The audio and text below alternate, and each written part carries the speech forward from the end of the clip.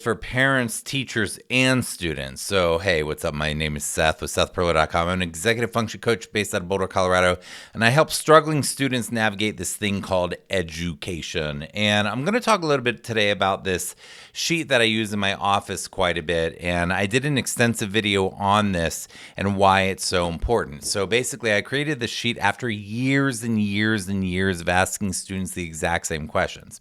And the reason I created this sheet is because these are the questions that students need to be asking themselves. However, if your child or if your teacher, if your students who struggle with executive function, or if you are a student who is trying to figure out how to navigate this thing called school, and you want to be asking the right questions, these are the questions you are going to need to be asking yourself on a daily basis. Now, what happens with most successful students where this comes relatively easy to them? Again, what tends to happen with students who are naturally organized, who naturally have relatively good executive function, is they ask these questions more or less automatically.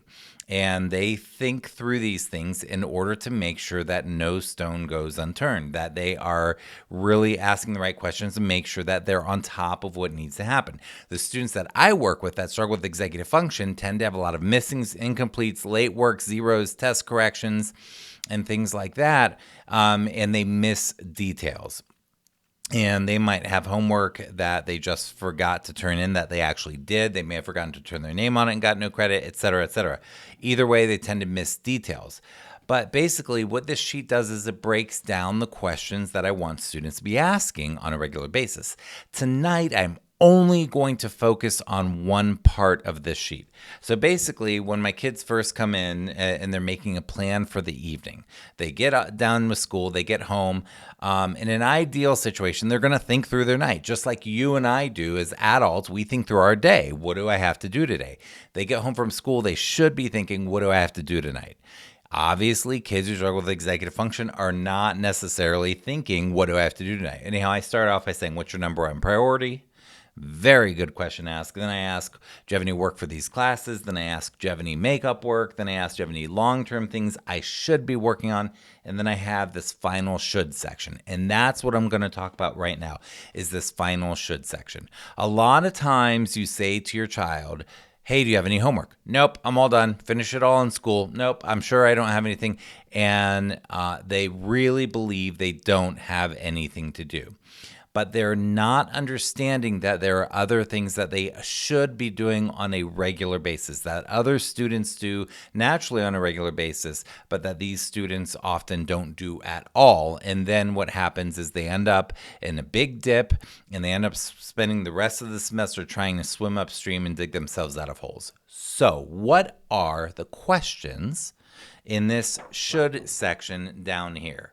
And these questions I will put on my blog so that you can cut and paste them and make a printout if you want. But basically, the questions that I ask my students all the time is this. Hey, what's up? What do you got to do tonight? Oh, just a little bit of math. That's it? Yep, that's it. Oh, everything else good? Yep, everything else good. Okay, well, should you check your portals tonight?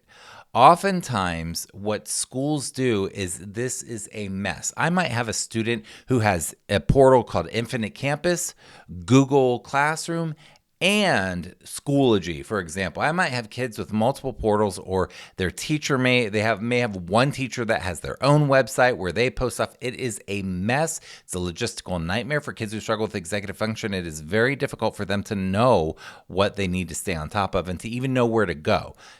So, question I ask, should we check your portals tonight? And when I do that, I thoroughly check them. For example, when we check the grade portal, my students will often look at them and go, oh, I have an 82 in this class. And I say, I don't care that you have an 82. Let's look at the grade detail, because that's where it shows the missings, incompletes, late work, zeros, and the things that you need to know. But that's where we see patterns. That's where we can see, oh, this kid has an A, but they're getting all their homework turned in, and that's why they have the A. But all of their quizzes and tests are lower scores. So we know, it gives us information to know we need to work on study skills, for example. So question number one, should we look at the portals tonight?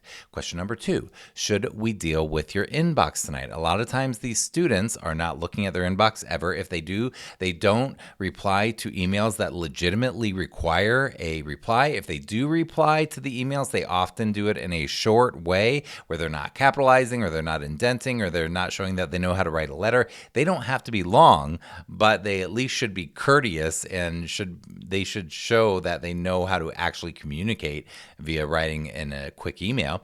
They often have a lot of spam. They often have a lot of like things that they've subscribed to where they have millions of things they've never opened, all these things. So should we deal with the inbox tonight in some way? Next, planner. Should we deal with updating the planner? In an ideal world, every day your child is crossing off or checking off each day and all of the things that they've done that day, so that by the end of the day, you can look at a month, for example, and see a bunch of crossed off tasks and days because they are regularly checking it. These kids don't do that. So should we update your planner? Now, updating your planner isn't just getting it up to date for what you can cross off, but it's also, do you need to backwards plan? Do you have like a project coming up where you need to backwards plan and you need to be working on that and get that in your planner? Do you have extracurricular activities that should go in your planner? Do you have upcoming tests, upcoming homework? What do you have to do tomorrow? Is that in the planner? So should we update the planner?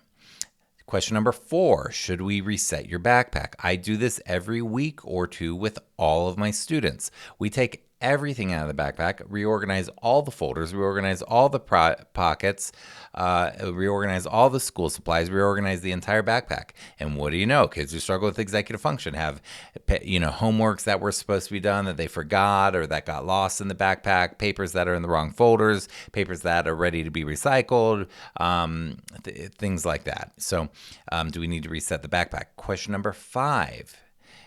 Is there any makeup work? I know I mentioned this earlier in this video, but this is a question. Should I work on makeup work? Because these kids, when you say, do you have any homework? They're thinking, oh, no, I don't have anything to do today, or these are the things I have to do today. But if they have missing or makeup work that needs to be done, that's often not on their radar, okay? So I have to very specifically ask them, do you have makeup work that you're forgetting about? And then finally, the final question, question number 6, a very, very powerful question. Are you forgetting anything? When I ask a student, are you forgetting anything? My goal is that I see them take a moment and maybe look around as they're thinking about it and seriously contemplate, am I forgetting anything? This is a very powerful question, and oftentimes a student will say, oh yeah, I'm forgetting blah, blah, blah. They're forgetting the thing. And so it's a great question that helps capture the things that we have missed. So my goal when I'm working with these students is to catch all the details and to help with executive function. A lot of the things I just mentioned are very related to executive function directly or indirectly. So again, here are the questions that I ask. Hey, what's up? Do you have any homework tonight? Okay, we go through the deal, but should you check your portals tonight?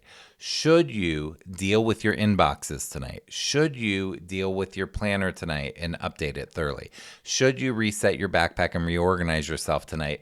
Do you have makeup work that you should be working on? And did you forget anything? That's all I have for you. Again, my name is Seth with SethPerlo.com. I'm an executive function coach based out of Boulder, Colorado. I hope you're having a great day. And if you like my work, please share it with somebody today. And also, if you're on YouTube, you can go ahead and give me a thumbs up and a comment if you want. Tell me what you think about this. Are there questions that I'm forgetting that I should be asking students? Should you be doing this tonight so that they are covering all the bases? Is there anything that I'm leaving out? And what do you guys do to deal with this? All right, I will see you soon. Take care.